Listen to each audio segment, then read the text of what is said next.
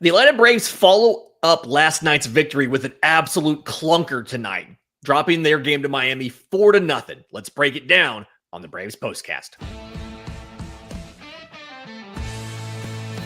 This is the Braves Postcast, your instant game reaction for the Atlanta Braves.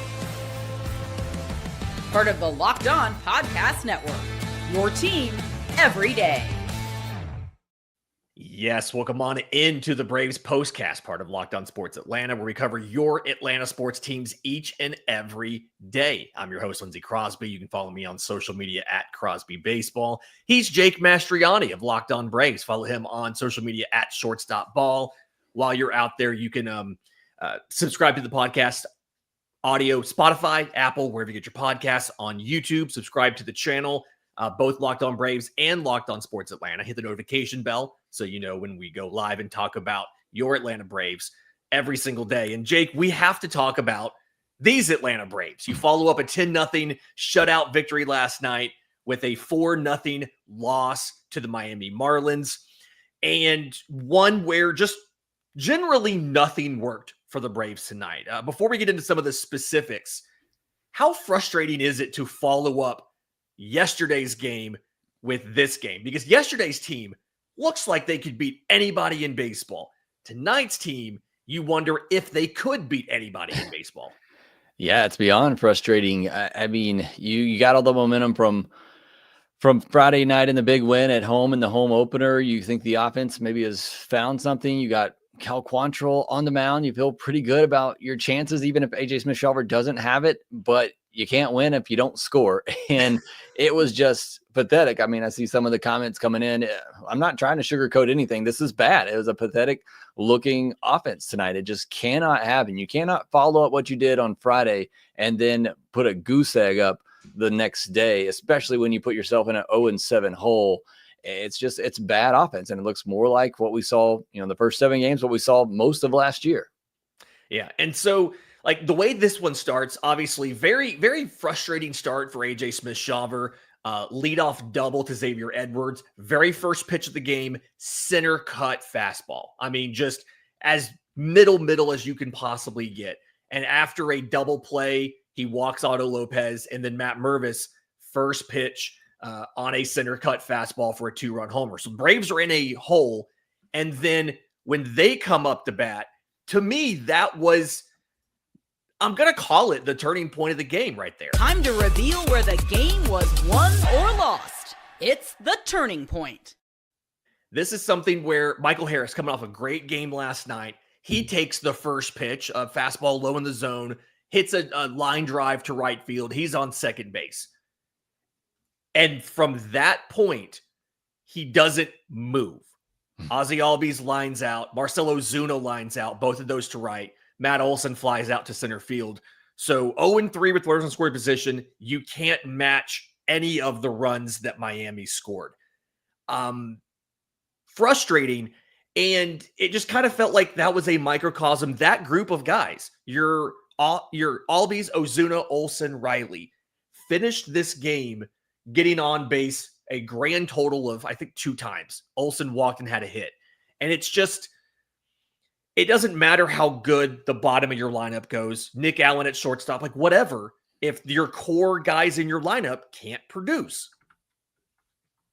And that's really the issue here early on, I think. I mean, even later in the game, you had Stuart Fairchild with a leadoff triple, and you got Michael Harris, Ozzie, and Ozuna coming up, and you can't score. You can't get a in from third. It's just, again, I don't know what other word to use than pathetic. And I'm sure they would say it about themselves. That just cannot happen. You had a leadoff double, a leadoff single, and a leadoff triple in this game, and none of them moved, to your point. And I get it. This offense is not, they're not going to lay out a bunt with a leadoff double to get a runner over the third when Ozzie and Ozuna and Olson are coming up. That's not their style. But, where is some sort of that mentality and that approach that, okay, we got a leadoff double. I'm going to look to maybe shoot something the other way. I'm not going to lay out a bunt, but I am going to look to try to shoot something the other way to, at least if I get out, maybe it's a productive out. There's nothing like that in this lineup. It is, I'm going to get my A swing, every swing, and I'm going to see if I can put one over the fence or in the gap. And look, when they're doing that and they're capable of doing that, then you have games like Friday. But when you're struggling to score and you're having nights where you're struggling to score, you have to be able to play the game. You have to be able to play the game, and they just are not capable of doing that, or at least haven't shown to be able to be capable of doing that. And you go back on the West Coast trip, you had bases loaded and no outs, and it's Riley, Ozuna, Olsen, 1, 2, 3. So to your point, it is the big guys in the lineup that really aren't getting it. Riley is so in between right now. He looks completely lost at the plate. He's sitting off speed. He gets the fastball down the middle. He's sitting fastball. He gets the slider off the plate.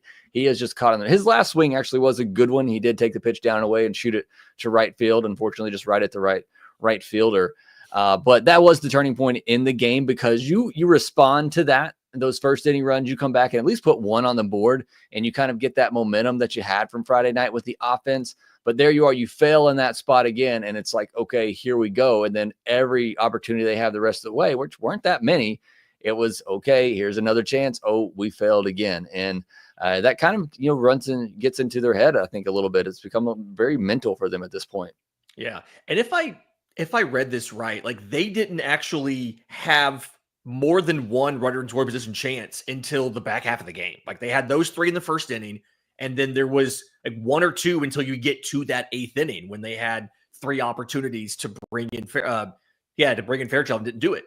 And when you look at that 8th inning, to your point, the way that happened, I think is very frustrating, because at least in the first inning, they got some decent swings on the balls. They got the balls into play and had an opportunity and just didn't convert it. When you look at the Michael Harris strikeout, right, with Fairchild on third, 3 pitches in the zone, he fouls 2 of them off. He took the first one. And then the last pitch is a ball in the dirt that they have to block. Swinging strike, he just swings and misses on a slider down. And then Marcell Ozuna is where there's some questionable calls, right? The first pitch sinker, front hip sinker that's become so popular there. But he ultimately swings through a fastball, and it's the way that it's happening, right? 2 of the 3 guys don't put a ball into play. Ozzy takes a cutter and chops it to second base, and it's too firm for Fairchild to get in. It's to your point, it's not productive outs, but it's not even the opportunity to make it a productive out. It's almost like at that point, the only thing you can count on is a pass ball, and that's just not a reliable way to score. And for veterans, established major leaguers who have been in MVP boards and Silver Slugger awards, they have to be better. And until they do, I don't know where Atlanta can reliably pick up wins in this schedule. If you can't find some more consistency and other ways to score runs, the offense is going to continue to struggle until the weather picks up again. And then we know that's when this offense will start to take off, and they'll start to see some more runs, but so will other teams when the ball starts a little bit more. So again, it's the same thing every year. At the beginning of the season, this offense really struggles because they're not getting the home runs and they can't score in different ways. And then at the end of the year, you get to the postseason, it's the same thing. You're facing the best pitchers. The ball's not traveling as much because it's getting colder again, and they struggle to score. It's the same thing. And until they can change that approach and mentality to be able to score in different ways, I've been harping on this for years. Even when the offense has been good, it's still an offense that's just not dynamic, especially when you don't have a Ronald Acuna Jr. at the top of the order as that one guy that can do everything for you. You saw Michael Harris try to steal a base tonight. It's one of the worst jumps I've ever seen. When they pan out to show the center field camera to show the play at second, and Michael's still not even in the picture by the time they pan out. That's not good. I mean, they've got to be better at these small things. When your offense is really struggling to score, you have to be better at holding runners on. You have to be better at stealing bases. You have to be better at moving runners over. And they're not doing that. Yeah, it's very frustrating. And at the top of my head, I don't know the exact way to fix this. We're going to work on it, obviously. We'll hope to see what happens tomorrow. In just a second, I want to get to the pitching. Right, AJ Smith-Shawver didn't make it 5 in this game. We'll talk about that next, right here on the Braves Postcast. But first, today's episode is brought to you by our friends at Supply House. Get the supplies you need from the site made for the skilled trades. Supply House, whether you're in plumbing, HVAC, electrical. Supply House is the reliable way to order products online. Their easy-to-use website is packed with helpful resources and the latest product info to help you get the job done right. Plus, complete inventory of over 200,000 parts from 400 plus top brands. You'll get exactly what you need delivered fast from coast to coast. So join the Trade Master program today at supplyhouse.com/TM and start ordering plumbing, HVAC, and electrical supplies with just a few clicks. And use promo code SH5 for 5% off your order. That's supplyhouse.com. Welcome back to the Braves Postcast. Lindsay, Crosby, Jake Mastroianni. And AJ Smith-Shawver was put into a rough spot in this game because he had to go the day after Spencer Schwellenbach did what he did, right? Going 8 scoreless innings, could have come back for the 9th if it's a month later. And AJ Smith-Shawver, we talked about that first inning, gives up the home run to Matt Mervis, ends up going 4 2/3, 7 hits, 3 runs, 3 walks to 6 strikeouts. And I think you could see some of his issues in the pitch count. 82 pitches for 4 2/3, only 51 strikes. He threw more balls today than the entire game, like than 8 innings of Spencer Schwellenbach yesterday. Watching AJ Smith-Shawver, it looked like he was kind of having some of the issues with the fastball to the point where they really kind of backed off of how many fastballs they were throwing. I actually think he finished with, 40% that splitter changeup versus actually being able to establish the fastball and use that as a weapon tonight. Yeah, only 24 four-seamers tonight, 34 split changeups. They're labeling it a splitter on Baseball Savant now, but it's the same thing with AJ Smith-Shawver. And I see people in the comments, Reese, Nixon, and others saying that AJ Smith-Shawver is not MLB, starting pitching material. You know what? He's probably not. He's 22 years old, and he needs to be in the minors refining his stuff because there is potential for him to be a good starter. I still believe that.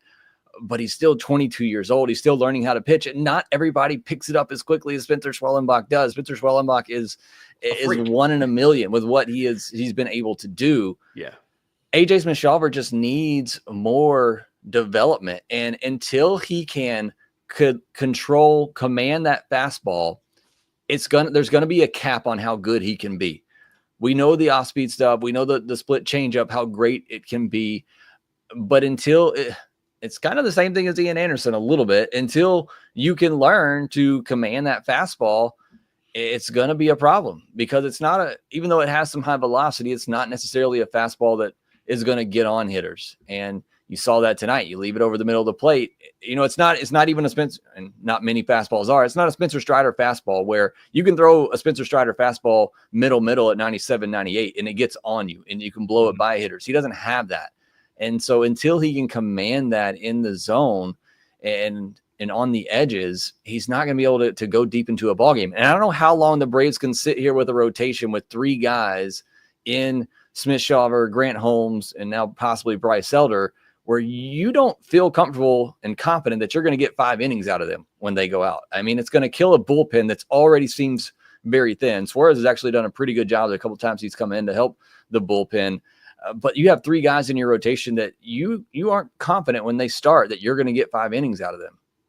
Yeah, and we saw the report before the game about Spencer Strider doing a rehab start on Tuesday for Gwinnett, and the speculation, I think it was David O'Brien of The Athletic, that might be his final rehab start, and they go ahead and bring him back early.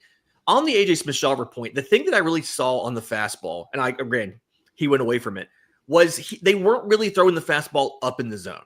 Right. Like the 4-seam fastball is typically one of those you like to elevate those up in the zone. You let that induce vertical break. Guys will swing underneath it and things like that. And they weren't doing that. And I don't know if it was missing locations and down, Baldwin wanted it up and it ended up over the middle of the plate, or if they were just trying to keep everything down to try to prevent fly balls. But it feels like some of it's just the control of not knowing where it's going. Some of it is where it ended up being. And I don't know really, other than just you have to command that better, how to really fix that. But to your point, I do think that the rest of the pen looked good. Jose Suarez continues to impress me. 3 1/3 innings, 2 hits, 1 run, 2 walks, 1 strikeout, did give up a homer, to Matt Mervis. Matt Mervis just 3 for 4, 2 homers, 3 RBIs. He crushed today. But Atlanta finishes this game with 7 hits and no runs. And it feels like the quietest 7 hits I've ever seen.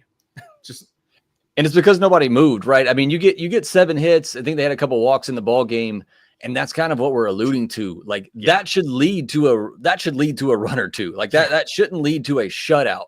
But it's because they get on base and then there's nothing else. There's nobody getting moved over, nobody getting in. And they're not stringing them together. It's all just like isolated here and there. Yep. Just very frustrating there. So Braves are back in action tomorrow. We've got Grant Holmes versus Sandy Alcantara. So congratulations. You draw that. If you try to win the series, you get to face Sandy coming back from Tommy John. He's made 2 starts. This is his 3rd start back. But in the meantime, this has been the Braves Postcast for Saturday, April 5th. You're listening on audio, whether it's Spotify, Apple, whatever it might be. Do us a favor. Leave us a 5-star review. Tell a friend about the show as well. And if you're on YouTube, subscribe to the channel. Hit the notification bell so you know when we drop the next episode. Until next time, this has been the Braves Postcast.